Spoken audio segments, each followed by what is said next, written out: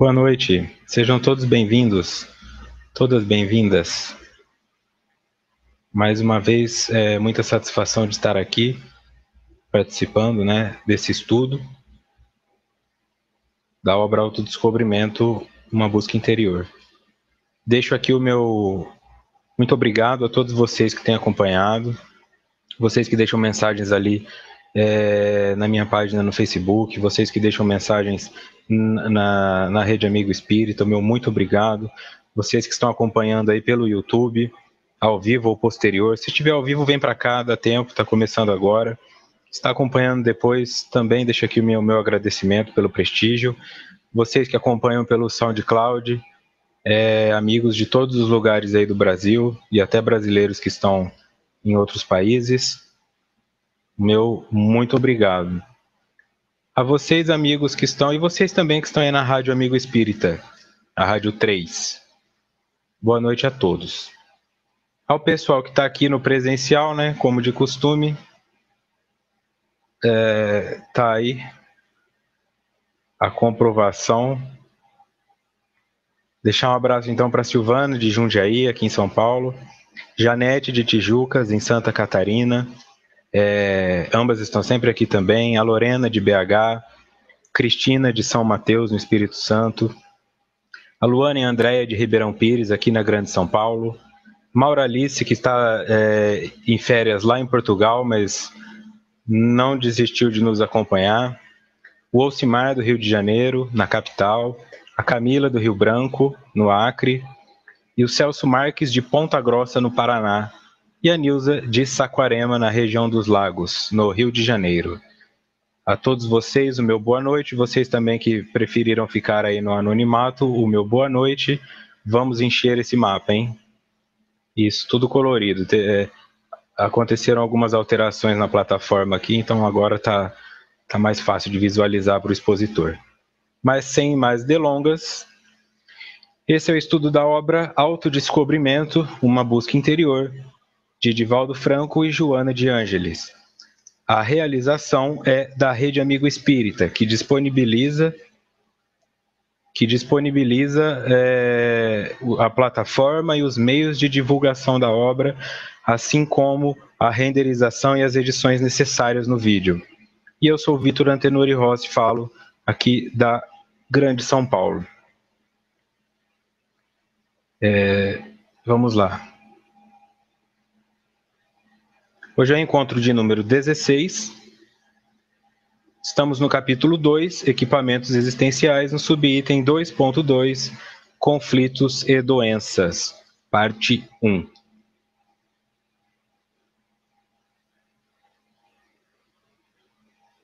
Quem tiver com problema de som e imagem aí, se puderem escrever no chat alguém, dá um F5, reinicia, porque às vezes acontece isso. Vamos lá então. Já começando diretamente da obra. As reencarnações comuns, sem destaques missionários, invariavelmente são programadas pelos automatismos das leis, que levam em conta diversos fatores, que respondem pelas afinidades ou desajustes entre os seres, assim como pelas realizações ético-morais, unindo-os ou não, de forma a darem cumprimento aos imperativos, responsáveis pela evolução individual ou dos grupos humanos. Então, nessa parte de introdução aqui dessa conflitos e doenças, esse é um ponto em que eles colocam, As reencarnações comuns, aquelas, como dito aqui, sem destaques missionários, são as nossas. Bom, eu falo por mim, Pode ser que existam missionários aqui entre nós, eu não tenho como precisar isso. Mas se não for uma encarnação missionária, que tem um planejamento com uma obra maior, que vão existir protecionismos maiores e uma equalização da energia, um uso da energia de forma diferenciada. Por que eu estou falando isso? Porque às vezes a pessoa vai pensar, então uma encarnação missionária tem alguns privilégios? Tem, porque ela é missionária. Ela tem um objetivo de vir, O indivíduo não está aqui passando férias. Ele não vem para cá matar a saudade dos familiares. Ele vem aqui com um objetivo pré-determinado. Então, é claro que vai ser realizado todo um estudo e uma preparação para que ele não desencarne antes da hora, né? No sentido de, não vão colocar ele num bairro para morrer com uma bala perdida na cabeça. Também não vão colocar ele numa família onde ele vai ser abusado sexualmente o tempo todo. Tem todo um processo diferenciado aí, né? Porque a situação dele é diferenciada, os pais dele serão diferenciados, os mentores dele serão diferenciados, então as intuições dele vão ajudá-lo a não ir para caminhos mais perigosos, tem todo um processo, né? Mas não é o caso da maioria que está aqui.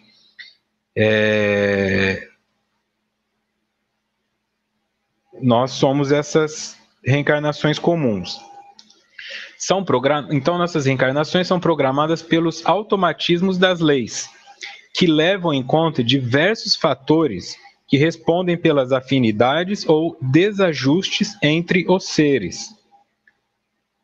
Automatismo das leis. Então, existe uma lei, só que essa lei é lei natural, né? Uma lei de causa e efeito, a lei da inércia, são leis naturais, tá? Então, quando eu me coloco nessa posição, se são leis naturais, quem aplica essas leis é a natureza. Ela não precisa de um agente aplicando essas leis necessariamente, tá? Então, naturalmente, pelo seu padrão vibracional, você vai ser deslocado em direção a ambientes de vibração inferior ou superior, sem que seja necessário alguém que te conduza pelo braço como se fosse um responsável por aplicar a lei, um policial, um delegado ou um agente penitenciário. Não é isso, né? É a sua própria vibração energética que te faz encontrar sintonia no universo.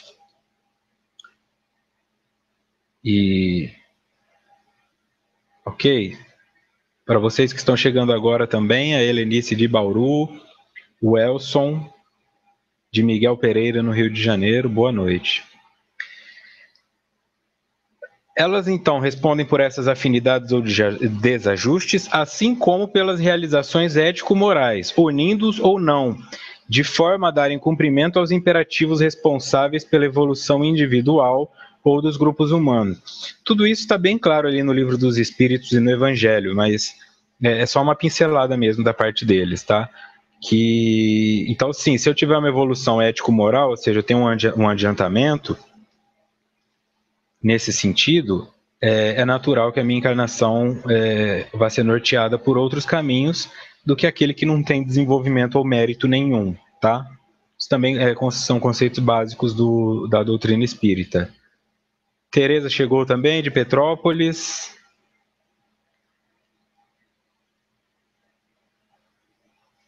Em outras circunstâncias, são planejadas por técnicos, no mistério que aproxima as criaturas, formando os clãs, nem sempre, porém, levando em consideração a atividade existente entre eles, mas também situando os próximos na mesma consanguinidade, a fim de serem limadas as arestas, corrigidas as imperfeições morais, desenvolvidos os processos de resgates próprios dos estágios em que permanecem.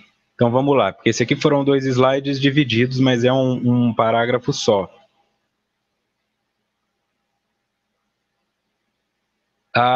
Eu vou só colocar uma pergunta que a Camila fez aqui. Gostaria de saber se essas encarnações comuns acontecem automaticamente. Quero dizer, ao desencarnarmos, encarnamos em seguida ou passamos um tempo aprendendo no mundo espiritual? O automatismo aqui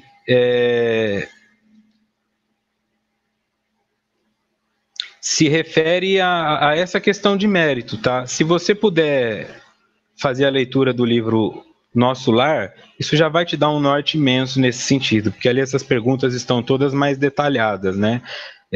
Existem espíritos que ficam um tempão no mundo espiritual antes de encarnarem, outros que passam por encarnações compulsórias e eles têm que vir seguidamente, tá? Mas, de forma geral, quanto mais evoluído você for, quanto mais evoluída você for, mais você tem controle sobre isso, né? Mais você tem direito a opinar, mais você tem direito a escolher e a planejar. Quanto menos você é evoluída, mais a lei se aplica no sentido de que você não tem condições de fazer a melhor escolha pelas suas vibrações e você sendo imposta, né? Em outras palavras, é natural que o indivíduo muito ligado ao materialismo, se ele pudesse escolher uma encarnação, ele já iria querer encarnar filho de um milionário para dar o golpe nele, né? Então, dificilmente um indivíduo preso ao materialismo e à vaidade vai procurar em uma encarnação meios para se melhorar, né? Ele só vai procurar meios para ter prazer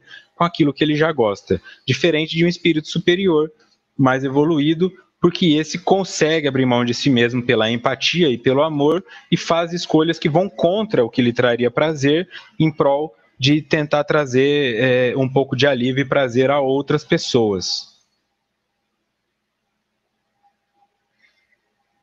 E aí nós vamos... isso vai ser melhor esclarecido aqui na frente, tá? Mas são conceitos básicos da doutrina. É interessante procurar na obra Nosso Lar. Então, voltando aqui. Em outras circunstâncias, são planejadas por técnicos no Mister, que aproximam as criaturas, formando os clãs, nem sempre, porém, levando em consideração a afetividade existente entre eles. Vamos dar uma parada aqui. Por que eles estão falando isso? Porque essa parte vai tratar de conflitos, e é natural que os primeiros conflitos que nós experienciamos estejam no nosso lar, com os nossos pais, com os nossos irmãos, depois com os nossos vizinhos, e começa no núcleo familiar, vai se expandindo para a sociedade de forma geral, né? Então, o que me leva a estar dentro de uma família? Aqui, ó. Nem sempre levam em consideração a afetividade entre eles. Portanto, não espere encarnar só com pessoas que você gosta ou pessoas que gostam de você. Você pode vir também com pessoas que não te conhecem, pessoas que te ignoram, pessoas que te odeiam, pessoas que cometeram atrocidades com você ou que foram vítimas. Então, o que é levado em conta não é essa harmonização,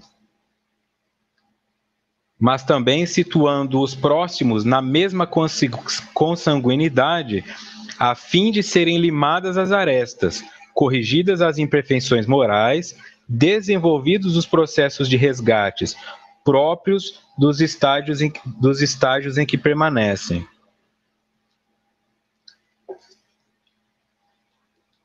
Qual seria o objetivo, então, da encarnação, primeiro nesse núcleo familiar? Limar arestas, né? Dar aquela arrumadinha no que está pontiagudo, né? Naquilo que ainda está machucando os outros. A aresta tem que estar redondinha, né? Porque quando você se aproxima do outro, você não fere ele, e quando e o outro também não te fere. Quando se refere a afinidades, essas afinidades, vamos lembrar o seguinte: afinidade não necessariamente é uma coisa positiva. Eu posso ter uma afinidade negativa. Você gosta de matar, eu sou um assassino, nós temos uma afinidade nesse sentido. Agora, eu gosto do poder, você gosta do poder, aí eu venho no mesmo lar que você. Nós dois vamos brigar pelo poder. Não porque nós somos diferentes, mas porque somos afins em um conceito que é nocivo, tá? É por afinidade? É por afinidade. Por isso que eles diferenciam que não é pela afetividade, mas é por afinidade, sim, tá? Tem que ter alguma coisa em comum para que esses resgates sejam feitos. Corrigidas as imperfeições morais, desenvolvidos os processos de resgate próprios do estágio em que tem o que resgatar com um espírito completamente superior. O meu resgate vai ser sempre com alguém que está junto comigo. Porque um espírito muito superior, para que ele seja superior, ele não pode ficar melindrado com qualquer coisa, ele tem a habilidade de perdoar, então ele não vai ficar chateado. Nossa, o Vitor fez mal para mim na vida passada, eu não vou mais olhar para a cara dele. Não. Quem vai responder dessa forma são espíritos que estão no mesmo estágio que eu. Portanto, é natural que os lares que vão ser escolhidos são aqueles que propiciam recursos para que eu trabalhe as minhas dificuldades. E não há forma melhor do que trabalhar uma dificuldade do que projetivamente. Projetivamente é quando eu sou o projetor e o outro é a tela. Eu projeto nele aquilo que está ruim em mim. Então, aquilo que te irrita na sua mãe, aquilo que te irrita muito no seu marido, se você for buscar a raiz disso, você vai perceber que é algo seu também. Pode não ser um comportamento igual. Nossa, eu odeio o jeito que ele fica batendo a colher no prato. Pode ser só isso que te incomoda, mas isso te incomoda muito. Mas, de repente, você vai perceber que você tem o hábito de ficar apertando caneta. Estou querendo dizer com isso que aquilo que incomoda no outro tem uma referência inicial em mim e eu não dou conta de mudar. Na incapacidade de mudar isso, eu tento escolher o caminho mais fácil, que é extinguir o outro. É a base de todo o comportamento de ódio, né? O que um homofóbico quer? Um homofóbico quer que não existam homoafetivos no universo para que ele não tenha que entrar em contato com a homoafetividade mal resolvida dentro dele. Então, o indivíduo, ou um processo como o de Hitler, por exemplo, que queria que os negros não permanecessem ali no meio, porque os negros tinham capacidades, principalmente físicas, superiores. As intelectuais, naturalmente, podiam se equivaler e superar, mas as físicas eram claramente superiores, né? E nas Olimpíadas isso foi possível de observar. Então, se eu tiro todos os negros da face da Terra, eu não tenho que entrar em contato com as impotências do caucasiano, né? Ou do ariano, no caso. Então, naturalmente, quando eu quero matar meu pai, ou eu não vejo a hora de sair de casa, eu nunca mais vou olhar para a casa dos meus pais, isso é um discurso de alguém que está tentando fugir de si mesmo, né? Não veio aqui fazer o que tinha que fazer, provavelmente vai voltar. Provavelmente.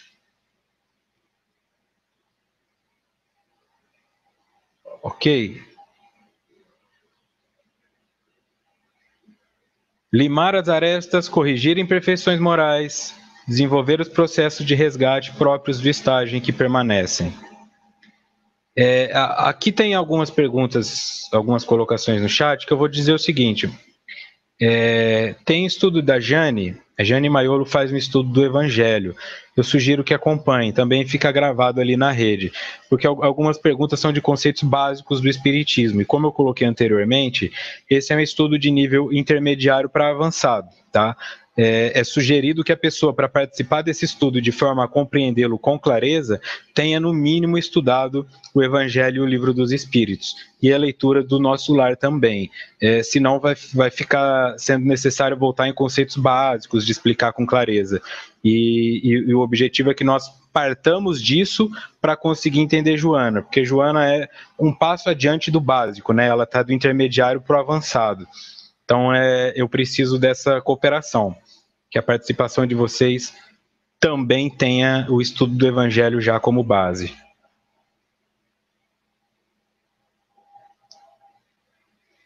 Aqui uma nota do expositor. No livro Nosso Lar, capítulo 47, A Volta de Laura, autor Francisco Cândido Xavier e André Luiz. A essa altura, o funcionário das contas observou: e não podemos esquecer que Laura volta à Terra com extraordinários créditos espirituais. Ainda hoje, o gabinete da governadoria forneceu uma nota ao Ministério do Auxílio, recomendando aos cooperadores técnicos da reencarnação o máximo cuidado no trato com os ascendentes biológicos que vão entrar em função para constituir o novo organismo de nossa irmã. É verdade, disse ela. Pedi essa providência para que não me encontre demasiadamente sujeita à lei da hereditariedade. Tenho tido grande preocupação relativamente ao sangue. E aqui responde uma pergunta que o Arnaldo fez. Se é relativa à nossa participação. Tá aqui, ó. Laura tinha grandes créditos espirituais e estaria retornando também de forma a auxiliar pessoas queridas que precisariam dela. Tá? Então, como ela tinha esse mérito, como ela tinha esse crédito, percebam o tanto de pessoas que estão envolvidas. O setor de contas, o gabinete de governadoria, o Ministério do Auxílio, os técnicos da reencarnação. Então, a reencarnação não é só, pronto, você vai para esse corpo aqui, você vai para aquele corpo ali. Tem muita coisa envolvida, tem toda uma programação, e essa programação é baseada nos méritos e nesses automatismos, tá? Então, voltando aqui, ó. no trato com os ascendentes biológicos que vão entrar em função para constituir o novo organismo de nossa irmã. O que isso significa? Que eles já estão investigando pais que não têm muitas doenças hereditárias para passar para ela. Porque como a reencarnação dela é uma reencarnação missionária, ela não poderia gastar a encarnação dela cuidando da própria doença. Então, é feita uma seleção das próximas possibilidades que haveriam ali para encarnar, e pelo estudo genético dos pais que estavam próximos a ter uma relação de fecundação, eles identificaram quais seriam os melhores pais para que ela nascesse sem predisposições genéticas ruins, né, com genes melhores, para que não sofresse aqui, principalmente relativamente a doenças do sangue. E isso foi um pedido dela, para que não se encontrasse demasiadamente sujeita à lei da hereditariedade. Está excluída a lei? Não, demasiadamente. Então significa que ela ainda estaria sujeita a isso, mas que isso não fosse o entrave na encarnação dela. Então ela teve mérito para isso.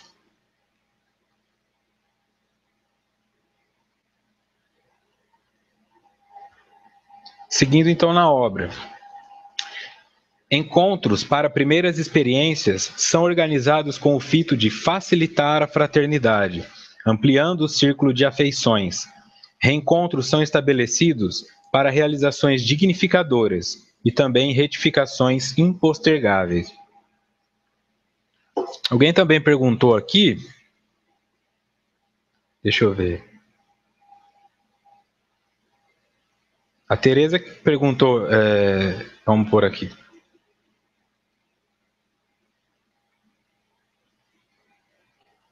Quando estamos em lares sem afinidades, qual seria o objetivo? Seria aprender com essas pessoas? Esse é o ponto, né? A dificuldade de acreditar que eu poderia estar no lar sem afinidade, né? Porque o importante é não confundir afinidade com carinho. Afinidade pode ser negativa, tá? Como eu coloquei. Então, alguma afinidade existe. Se eu não estou conseguindo enxergá-la, e eu imagino que houve eu fui extraviado, eu sou uma bagagem extraviada, eu vim parar na casa desses pais, mas eu não tenho nada a ver com eles, aí já sou eu numa autoilusão. Eu tenho alguma coisa a ver com eles, sim. E é o meu objetivo encontrar essa resposta. Se eu me modifico no sentido de sair logo de casa e nunca mais voltar, eu estou, na verdade, postergando uma coisa que vai precisar ser feita de novo. Tá aqui, ó. Encontros para primeiras experiências são organizados com o fito de facilitar a fraternidade, ampliando o círculo de afeições. Reencontros são estabelecidos para realizações dignificadoras e também retificações impostergáveis, que não podem ser deixadas para depois. Então aqui, isso responde a sua pergunta. Se eu for entrar em contato realmente aqui com a primeira experiência com esses indivíduos, esse é o objetivo, facilitar a fraternidade, ampliando o círculo de afeições. Vá no meio desses estranhos, mas isso não implica que eu não tenha afinidades, tá? Eu apenas não os conheço. Vá de encontro com esses indivíduos e tente desenvolver coisas positivas. Deu certo? Bola para frente. Não deu certo? Volta. Aí, ó, reencontros. Aqui já se refere a pessoas, espíritos que eu já conheço. Estes têm a função de realizar ações dignificadoras e também retificações impostergáveis. Não dá mais para você ficar com essa dívida. Essa dívida está prendendo você e está prendendo ao outro. Ela precisa ser paga. Então você vem. E é natural que, se o indivíduo fica fugindo muito da responsabilidade, ele vai ficando cada vez mais preso a ela. Aquela história, tem uma história do Chico Xavier que a respeito de um garoto que não tinha os braços, não tinha as pernas, era cadeirante, não tinha os braços, e foi referido que, na verdade, ele era um espírito que tinha tentado se matar, se matou várias vezes, várias encarnações seguidas.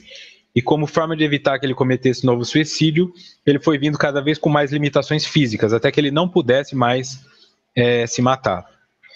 Então é natural que, se eu fico fugindo desses pais, Eu não quero esses pais, eu não quero esses filhos. Uma hora eles vão voltar para mim, mas aí vão voltar numa situação que eu não tenho mais como fugir. Precisa ser um pai ou uma mãe? Não necessariamente, mas pode ser aquele senhor que desde os 60 anos até os 80 e pouco fica sendo cuidado pela mesma enfermeira. Aquelas enfermeiras que dormem na casa do cara porque ele está com Alzheimer ou porque teve um AVC e não consegue mais se movimentar. Claro que ali tem uma relação que é obrigatória, que é impostergável, para que dignifique um dos lados ou ambas as partes, tá? Então não adianta fugir. Não significa que você tem que morar com seus pais pro resto da vida e que você não possa deixar os seus filhos saírem, mas sair porque está com raiva, sair porque odeia os seus pais, para que você prove que você é melhor que eles e não precisa deles, só vai fazê-lo voltar para essa família. Então, se você quer sair de uma família, se você está insatisfeito com uma família, liberte-se dela pela compreensão. Se eles permanecerem no ódio, aí é um problema deles. O importante é que você não se contamine com aquele ódio familiar. Isso, André Luiz tem resposta para tudo. Essa parte André Luiz trabalha bem profundamente. Sebastião pergunta: como identificar quem é devedor e quem é o credor dentro do grupo nuclear? Sebastião, eu não sei se você assiste futebol, eu não sou muito ligado em futebol, não, mas tem uma coisa que eu percebo na lei do impedimento: quando um jogador está impedido, os comentaristas falam assim: normalmente o jogador que levanta a mão para reclamar do impedimento é o que estava impedido. Ou uma outra frase: a primeira galinha que canta é a que botou o ovo. Normalmente, o devedor é aquele que mais cobra, tá? Por quê? Porque ele tem um sentimento de dívida. Eu tenho um sentimento de dívida, isso tem que ficar claro. Quando eu tenho um sentimento de dívida, eu devo para você, o sentimento de dívida está comigo. Eu tenho o sentimento de devedor. Naturalmente, quando eu for projetar isso exteriormente, eu vou enxergar que todos me devem alguma coisa. Quando você me deve algo, eu fico com um sentimento de credor.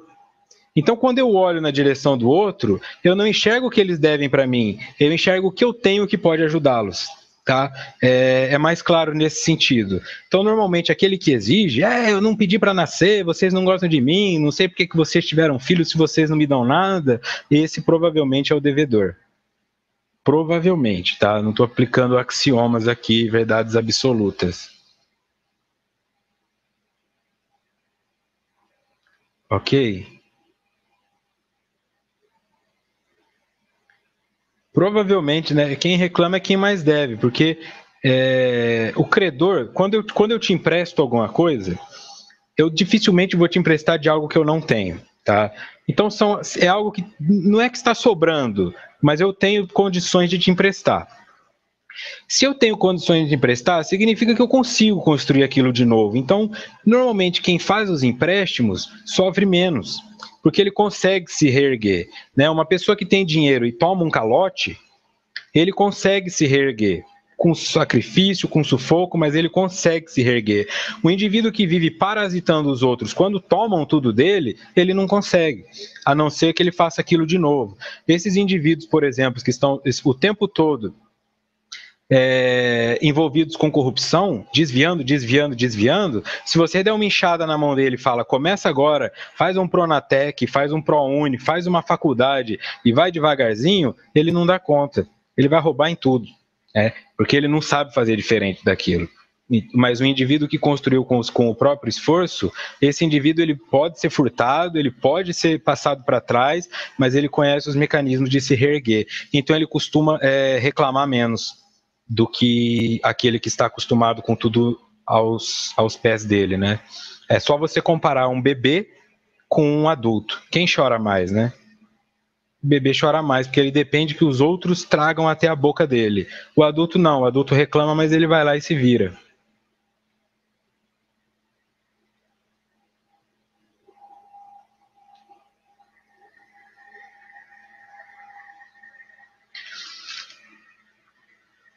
Aqui de novo no nosso lar, ainda no capítulo 40, agora o capítulo 46, Sacrifícios de Mulher. Há reencarnações que funcionam como drásticos. Ainda que o doente não se sinta corajoso, existem amigos que o ajudam a sorver o remédio santo, embora muito amargo. Relativamente à liberdade restrita, a alma pode invocar esse direito somente quando compreenda o dever e o pratique. Quanto ao mais, é indispensável reconhecer que o devedor é escravo do compromisso assumido. Deus criou o livre-arbítrio, nós criamos a fatalidade. É preciso quebrar, portanto, as algemas que fundimos para nós mesmos. Essa fala é relacionada ao momento de encarnação da mãe do André Luiz. Ele reencontra com ela lá no plano espiritual, se afeiçoa a ela novamente e descobre que ela vai voltar para ajudar o pai dele, que está perdido na sexualidade, com mulheres, está perdido na vida. E ele pergunta por que ela não deixa ele para lá, se essas foram as escolhas dele. Claro, não com essas palavras. E pergunta por que ela está fazendo isso. E é isso que ela responde a ele. Tá, ó. Que algumas reencarnações funcionam como drástico. Ainda que o doente não se sinta corajoso, existem amigos que o ajudam a sorver o remédio santo, embora muito amargo. Tá? Então alguém perguntou também se os mentores são sempre superiores a nós. Eles têm que estar um passo à frente. Eles não precisam necessariamente ser completamente superiores, mas o simples fato de estarem desencarnados em contato com a nossa programação já os torna superiores a nós.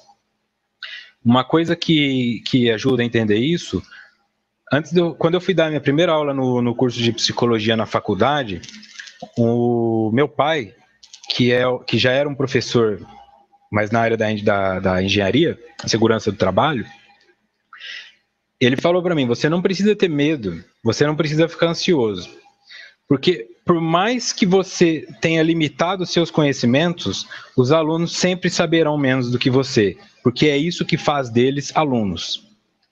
Se você sentar 1 hora por dia para preparar o material para a aula, você já vai estar à frente da maioria, porque eles nem têm o material que você está utilizando.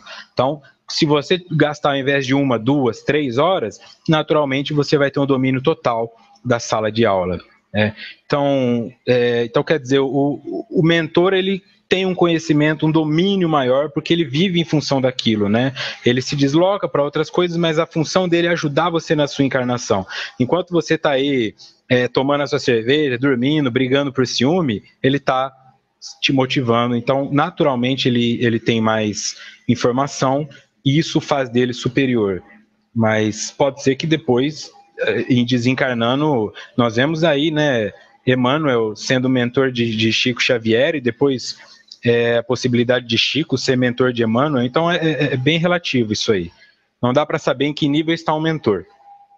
Mas abaixo de nós ele não está, isso é certo. Relativamente à liberdade restrita, a alma pode invocar esse direito somente quando compreenda o dever e o pratique. Quanto ao mais, é indispensável reconhecer que o devedor é escravo do compromisso assumido. Deus criou o livre-arbítrio e nós criamos a fatalidade. É preciso quebrar, portanto, as algemas que fundimos para nós mesmos. É interessantíssima essa passagem, de uma sabedoria maravilhosa. Como identificar isso? Eu tenho livre-arbítrio, só que o livre-arbítrio está sujeito às leis naturais, não é um julgamento de um cara que não vai com a minha cara. É um julgamento natural, de leis naturais e energéticas. Então, quem constrói essa prisão sou eu ao contrair uma dívida. E enquanto essa dívida não for paga, eu sou escravo dela. O que isso significa?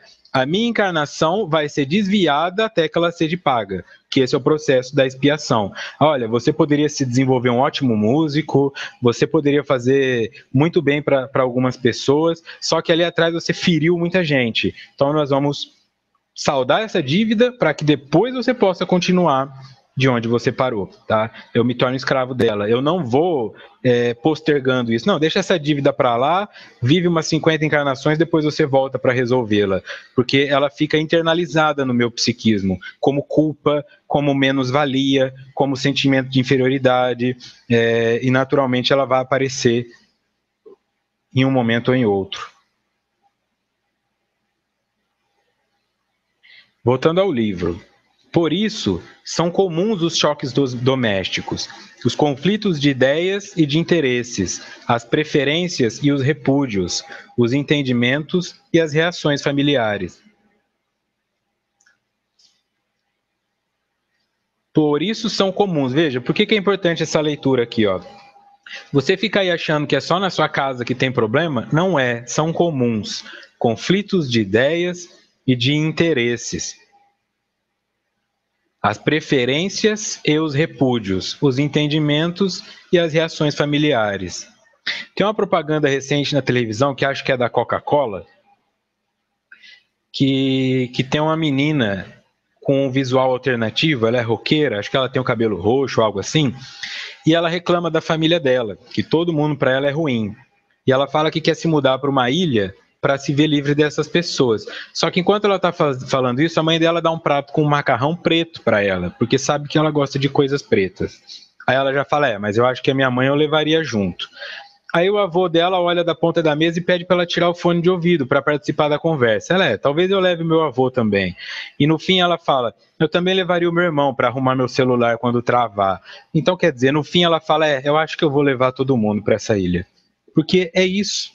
Tá? Eu não tenho como fugir dessas trocas, desses conflitos, dessas dificuldades. Elas existem na sua família, e você que está aí novo, de projeções nesse sentido, eu quero ter um filho, vai ser perfeito? Não vai ser perfeito. Tá? Teu filho pode ser perfeito geneticamente, mas imperfeito emocionalmente. Ou ele pode ser perfeito emocionalmente e justamente essa perfeição dele vai mostrar as suas. Então não fique pensando que vai ser maravilhoso. Tá? Converse com os outros pais. O sentimento de ver aquilo acontecendo é maravilhoso, mas o dia a dia às vezes é muito difícil. Eu ouço relato de muitos pais, eu não sei se eu estou pronto, eu não devia ter tido filho, eu sou um péssimo pai. É uma dor o tempo todo, porque as ideias não vão batendo. E quando ele vai passando dos 7 até os 10 anos e entra na puberdade, aí você vai ter que ouvir músicas que você não suporta, você vai ter que ver pôsteres colados na parede que você não suporta, e aí é que vai começar a tua compreensão que esse indivíduo que nada tem a ver comigo está fazendo na minha casa. E como é que algo tão diferente de mim partiu de mim, né? E aí você começa a se conectar com isso tudo que está sendo falado aqui, ó. Entendendo que são comuns os choques domésticos, os conflitos de ideia e interesses, preferências e repúdios, os entendimentos e as reações familiares. E deixo aqui um recado para os pais também, né? Não fica pensando que tudo que você faz é legal, tem coisa que você faz que o seu filho odeia. E ele tem que conviver. Agora, não adianta você ser pai e falar, porque eu sou pai, eu posso tudo. Tenta ver também se às vezes para ele não é chato. Tenta ver até onde você pode conversar com ele. Não adianta ficar mandando ele, você tem que pôr fone de ouvido para ouvir essas músicas aí, porque eu não gosto delas, e você ouvir tua música clássica alta o tempo todo. Por mais que seja sublime, por mais que seja maravilhosa, incomoda os ouvidos dele. Ele está num outro movimento agressivo, ele está com outras energias sintonizadas, e ele não vai aprender a gostar de música clássica só porque alguém fala para ele, você tem que gostar de MPB, ou você tem que gostar de Mozart, porque é isso que os anjos ouvem. Ele não está nem aí. Né? Então é natural que ele comece a não gostar de ficar em casa, ele vai buscar refúgio na rua. Começa a pensar desse jeito, né? Não para perder o poder que você tem sobre a sua residência, mas para que o teu filho não tenha que encontrar só fora de casa o recurso para se sentir em paz. Porque quando ele encontrar de verdade e não voltar mais, aí essa música clássica vai te fazer chorar bastante. Essa MPB vai te trazer muito arrependimento. E você vai perceber que gastou um tempo enorme da sua vida tolindo o seu filho de coisas que naquele momento para ele faziam sentido e impondo as suas que para ele não faziam nenhum. Tem que haver o diálogo.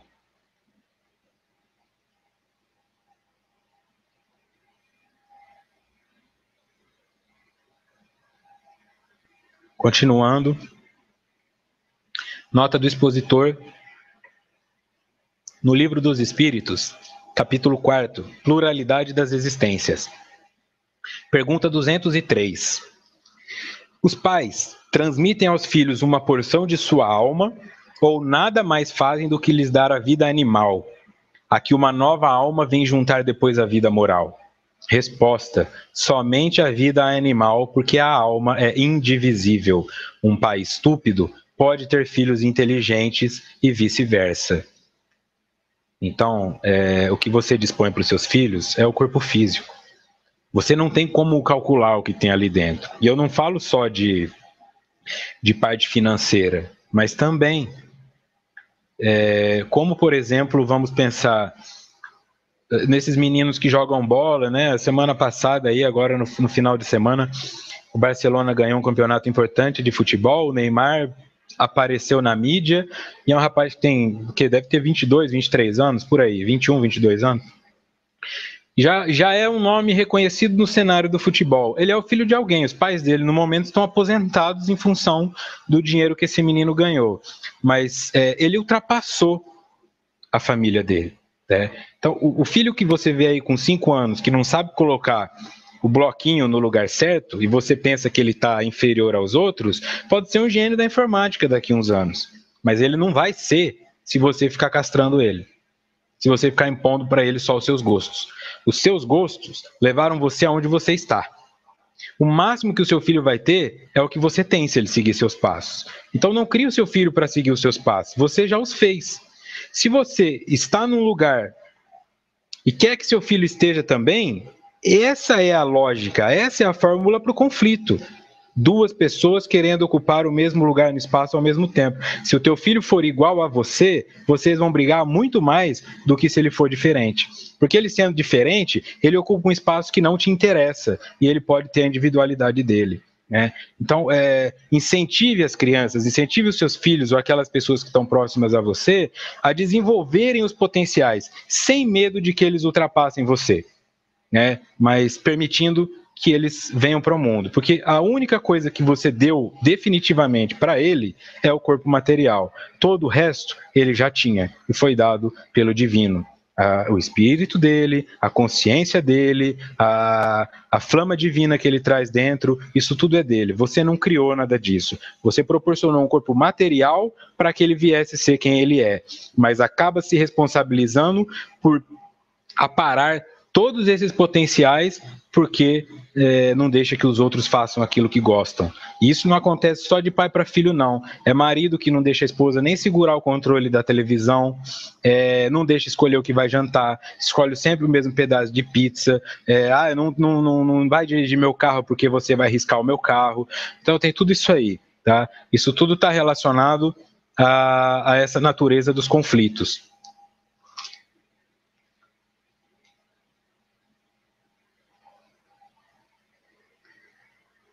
Voltando ao texto, um espírito que na infância corporal não recebe afeto no ninho doméstico, em face da sua historiografia perturbada, e desenvolve futuros quadros de enfermidade psicológicas ou orgânicas, espia suavemente os delitos que não resgatou, e agora são cobrados pela vida, reestruturando a consciência do dever ou despertando para ela. Um espírito que na infância corporal não recebe afeto no ninho doméstico. As crianças que estão em orfanato, essas crianças, eu vou narrar aqui uma história que para mim foi bem dolorosa. Quando eu estava ainda na faculdade, tive que realizar um psicodiagnóstico, uma bateria de exames em crianças para identificar possíveis atrasos de idade mental, né, de maturação mental. E na entrevista com a mãe, a criança tinha 7 anos de idade. E na entrevista com a mãe, ela disse que levava um homem por semana para casa e se relacionava sexualmente com ele na frente do filho, de 7 anos. Mas ela fazia isso desde quando ele nasceu. E aí, eu e meu colega, o Renato Trevisan, psicólogo de Bebedouro, perguntamos, mas por que você faz isso? E ela respondeu assim: porque o meu filho tem que aprender o que um homem tem que fazer com uma mulher desde cedo. Porque eu não quero criar filho gay. Então, ela colocava ele nessa situação. Isso chegou até mim. Né? Não é alguém que me contou, eu não assisti na televisão. A mãe assumiu isso para mim. E a criança ali, com 7 anos de idade mental, com 7 anos de idade cronológica e uma idade mental de 3 anos de idade. Natural, porque com 3 anos ela começou a perceber o mundo. A situação era tão traumática que a evolução dela estagnou. Então, qual que é a justiça para uma criança dessa? Que chance essa criança tem de passar por isso? Né? A menina Nardone lá, que jogaram do prédio. O menino que foi arrastado num carro que foi roubado e ficou preso no cinto de segurança e foi arrastado por vários quilômetros. Ou mesmo essas crianças que moram em lares, mas não têm o amor, não têm o afeto, só apanham, só são maltratadas, como era Chico Xavier com aquela mãe um pouco mais maldosa que ele teve. Tá aqui, né? Isso acontece para que ele espie suavemente os delitos que não resgatou. Suavemente, a falta de afeto, a falta de carinho para uma criança é considerada uma expiação suave por eles. Então você imagina o grau da atrocidade que esse espírito cometeu em vidas passadas. Ele está espiando suavemente. Isso é considerado parcelado perto do que ele provavelmente fez.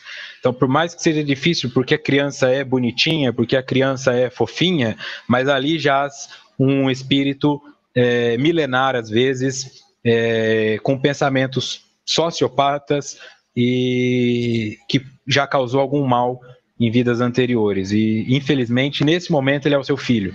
Né?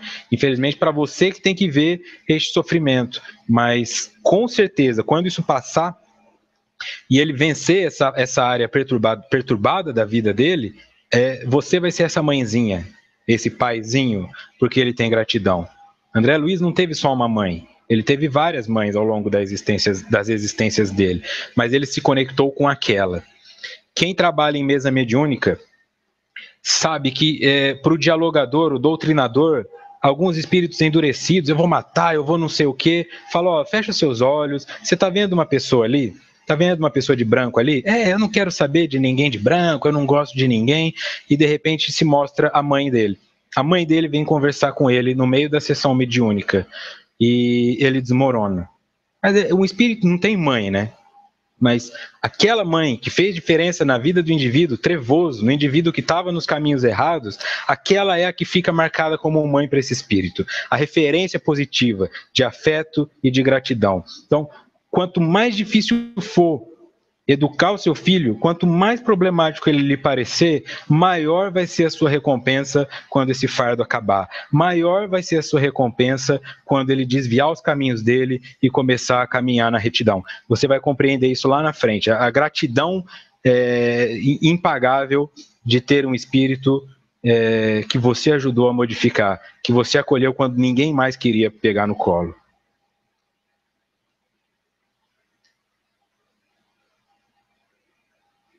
Continuando no livro. Quando se trata, porém, de gravame severo, são impressos pelo perispírito, no ser informação física, os limites e anomalias de natureza genética, propiciadores da expiação compulsória, que funciona como recurso enérgico para a reabilitação do calceta. Calceta é o nome dado àquelas correntes que ficam presas no pé dos prisioneiros, tá? Então, estão se relacionando ao prisioneiro, a pessoa que está presa no próprio erro. Quando a situação for mais complicada, ou seja, o gravame severo, são impressos pelo perispírito no ser informação física os limites e anomalias de natureza genética, propiciadores da expiação compulsória, que funciona como um recurso enérgico para a reabilitação do calceta. Sabe quando a mãe dá aquela bronca e coloca o filho de castigo? Mas ela dá uma bronca tão bronqueada que até ela se sente culpada, mas depois daquilo o filho nunca mais repete o comportamento, é isso.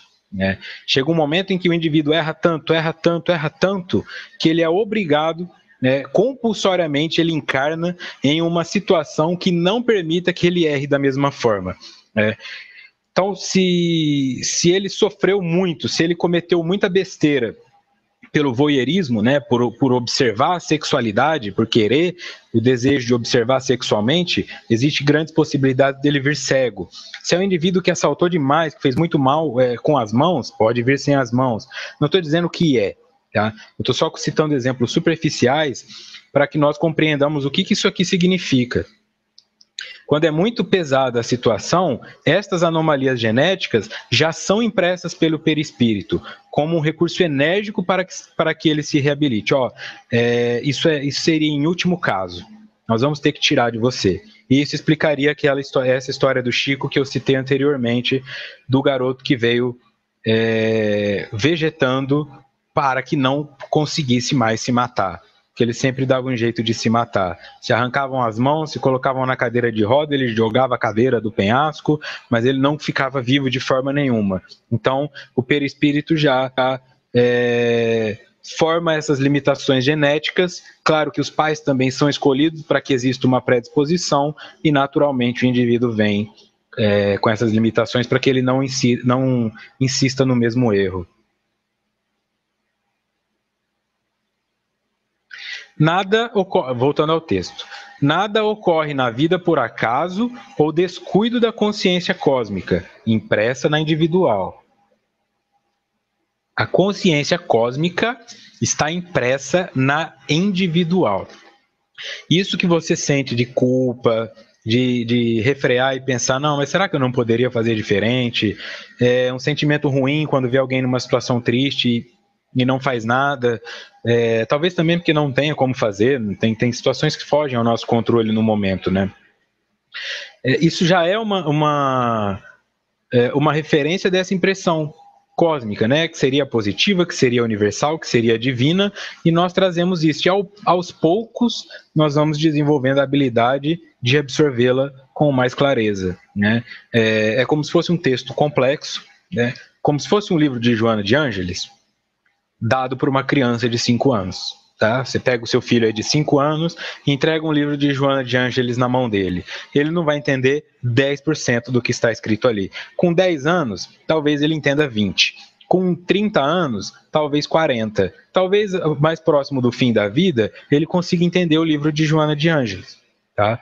E essa consciência cósmica também está impressa em nós, mas nós ainda estamos em estágios evolutivos inferiores que não nos permitem compreender com clareza o que é amor, o que é empatia, o que é caridade, o que é dar com uma mão sem que a outra fique sabendo. Ainda é muito simbólico a nossa visão, né? Ainda não é um pensamento totalmente compreendido e automático. É uma cobrança que nós temos com nós mesmos. Pelo menos na maioria. Então, nada ocorre na vida por acaso ou descuido. Aqui é a confirmação da bagagem extraviada. Não somos bagagens extraviadas. Bagagens extraviadas, estamos exatamente onde tínhamos que estar. Tá? Na cidade, no país, na família e, principalmente, no corpo físico. É obeso, é aleijado, é deficiente, é problema pulmonar, não importa. Isso é exatamente o que você precisa, exatamente o que você merece e é exatamente o que você construiu. Tá? Deus não é um pai codependente. Ele não vai te dar um carrão só porque você fez 18 anos. Tem uma frase muito legal que eu vi no Facebook que diz assim: esperar que a vida te trate bem porque você é uma pessoa boa é o mesmo que esperar que um leão não te coma porque você é vegetariano. Então não é bem por aí. Ah, mas eu sou uma pessoa boa, eu queria ter um corpo maravilhoso, e não é, tá? Jesus é uma pessoa boa e foi exterminado pelos seres humanos quando encarnou aqui na Terra. Então, não fique pensando que como esses pais, meu filhão fez 18 anos, vou dar um Audi para ele e tal, aí com 19 o menino capota bêbado, né? Porque dá um carro que chega a 220 km por hora para um rapaz de 18 anos, que a única coisa que ele teve que fazer na vida para ganhar aquele carro foi passar num vestibular. Deus não é esse tipo de pai, tá? Eu não estou condenando quem dá o carro nesse sentido, de forma alguma. Eu estou só falando que não é desse jeito que funciona espiritualmente. Tudo é construído por nós. Se você quer esse carrão possante, você quer um corpo maravilhoso que te permita alcançar outras coisas, você vai ter que trabalhar na engenharia e na mecânica dele.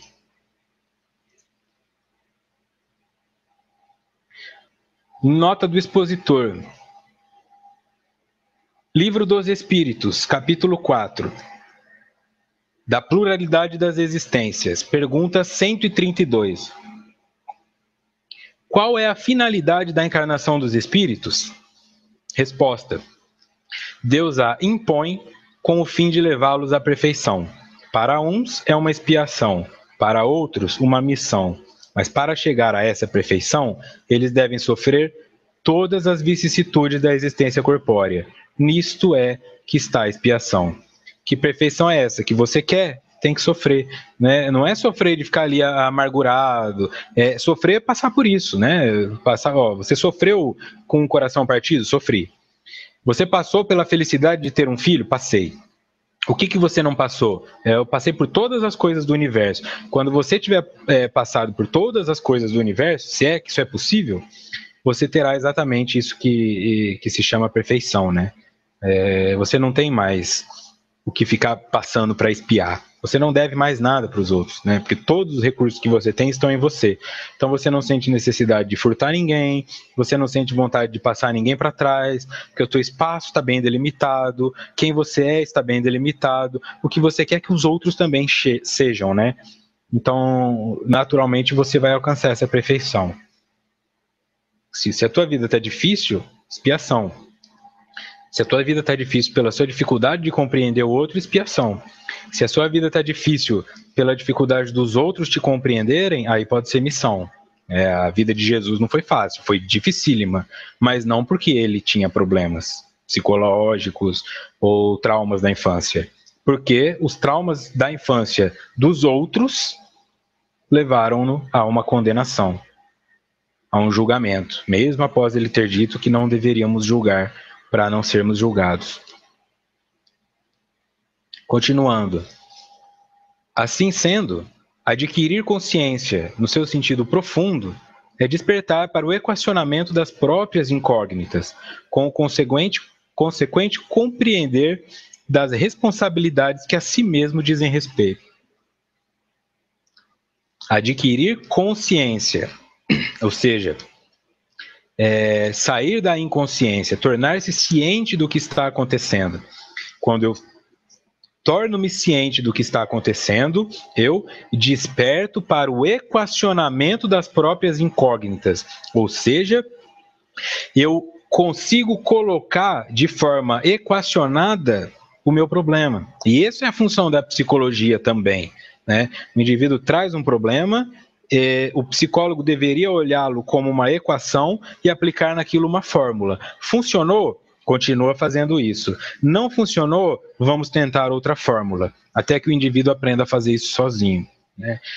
Então, existem essas incógnitas, né? Esse X e esse Y que está aí dentro de você. Eu não entendo por que eu fumo tanto, eu não entendo por que eu fico tão nervoso, eu prometo que eu vou brincar com os meus filhos, mas quando eu chego lá eu só brigo com eles, eu não entendo. Quando você fala eu não entendo, porque você ou porque o outro fazem determinadas coisas, isso é uma incógnita. Essa incógnita só vai ser resolvida se ela for colocada em uma equação. E a essa equação aplicada uma fórmula, tá? Então, aqui.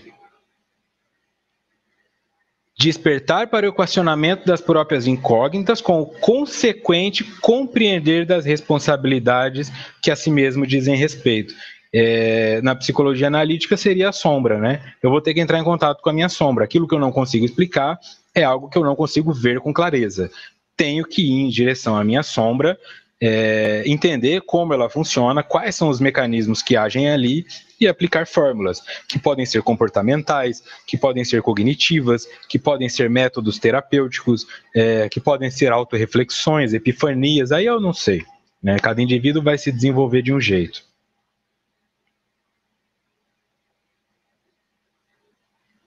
Mas o importante aqui, compreender as responsabilidades que a si mesmo dizem respeito, ao invés de ficar só tentando entender por que o outro faz isso.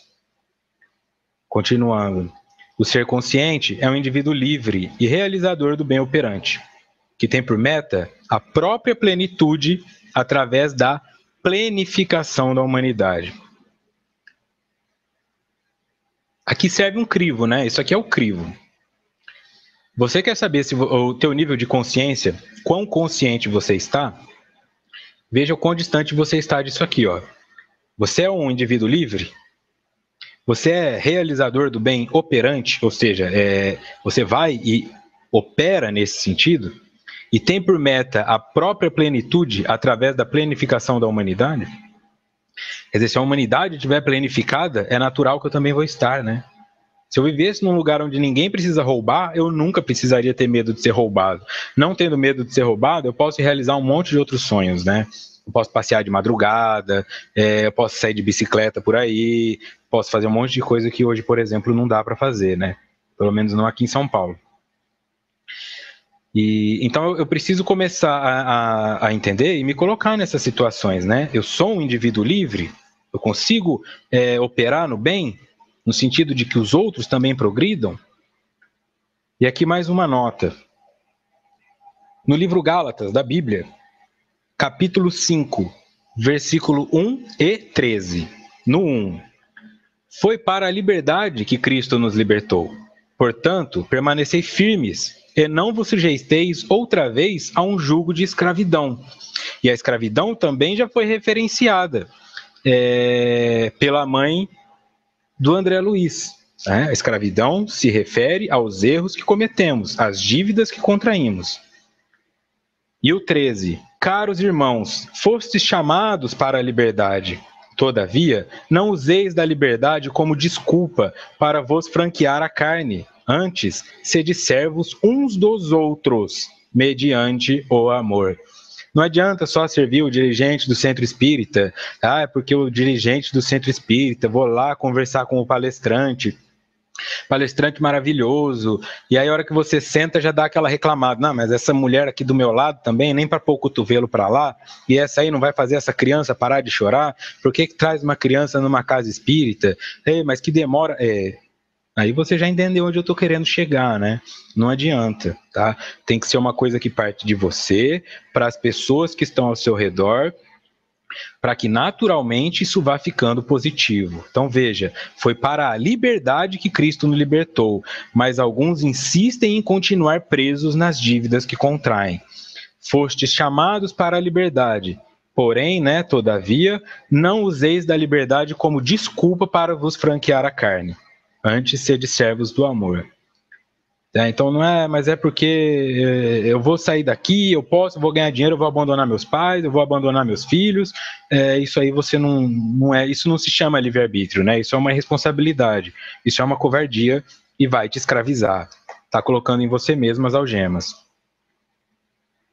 E aqui para encerrar, voltando ao livro, alcançar esse nível de entendimento é todo um processo de crescimento interior, mediante constante vigilância e desdobramento das potencialidades adormecidas, que aguardam os estímulos que fomentam o seu despertar e a sua realização. A Juliana pergunta se evoluiríamos sozinho. Não tem como evoluir sozinho, porque para nascer você já precisa de uma mãe. E para que essa mãe engravide, você precisa de um pai. Então, mesmo se você fosse Mowgli, o menino lobo, criado por lobos ou depois criado por ursos, você ainda assim não poderia dizer que viveu sozinha. Você precisou de 2 seres humanos para te darem o corpo físico. Então, é impossível para um ser humano viver sozinho. Ele pode escolher o isolamento, mas antes de se isolar, ele tem um cara, por exemplo, ele se isolou, não gosta da sociedade, não precisa das pessoas, faz as compras dele pela internet. A internet foi criada pelos homens, então ele precisou do homem que criou a internet. Alguém vai entregar o pacote na casa dele, então ele precisa desse carteiro. Quer dizer, ele não vive sozinho. A casa que ele construiu, o tijolo foi construído por um outro ser humano. É uma ilusão acreditar que nós podemos viver de forma totalmente autônoma sem seres humanos, tá? Não tem como. Talvez seria mais fácil não ter filhos, talvez seria mais fácil não casar, mas esse mais fácil também implica muitas vezes um desenvolvimento moral um pouco menor, né? Porque você não teve que lidar tanto com conflitos no seu lar. Ok? Então alcançar o nível de entendimento é um processo de crescimento interior mediante constante vigilância e desdobramento das potencialidades adormecidas. Portanto, elas estão aí, só que elas estão dormindo. Tem que dar uma cutucada, tem que dar uma estimulada para elas acordar, porque elas aguardam os estímulos que fomentam o seu despertar e a sua realização. E esse estímulo vem como? Vem aqui. Você assistindo esse estudo, você já não é a mesma pessoa que entrou. E agora que você for para o estudo das 8 horas do Carlos Alberto, você vai ser uma pessoa diferente também. Então é natural que cada vez que você procure uma motivação nova, um estudo novo, isso estimula seus potenciais e com o tempo você vai sendo quem você realmente veio para ser, né? Próximo encontro, dia 16 de junho, capítulo 2, equipamentos existenciais, conflitos e doenças, parte 2. Deixo aqui então, agora o mapinha completo. Meu muito obrigado a todos vocês. Sul e Sudeste hoje dominou, hein? Quero ver o pessoal do Centro-Oeste e do Norte aqui também. Nordeste também, muito bem-vindo. Deixo aqui o meu muito obrigado a todos vocês, o meu muito obrigado à Rede Amigo Espírita por proporcionar o espaço, por ceder a plataforma, pelo empenho principalmente do Zé Aparecido em fazer isso tudo funcionar, e dos outros expositores também, que enriquecem a semana toda com estudos, tá? A vocês todos que estão acompanhando pela rádio, deixo o meu abraço fraterno, vocês que estão no SoundCloud, no YouTube também. E a vocês que estão aqui, nos vemos terça que vem, tá? Espero por vocês, muito obrigado por prestigiarem esse trabalho e que tenhamos todos uma ótima semana.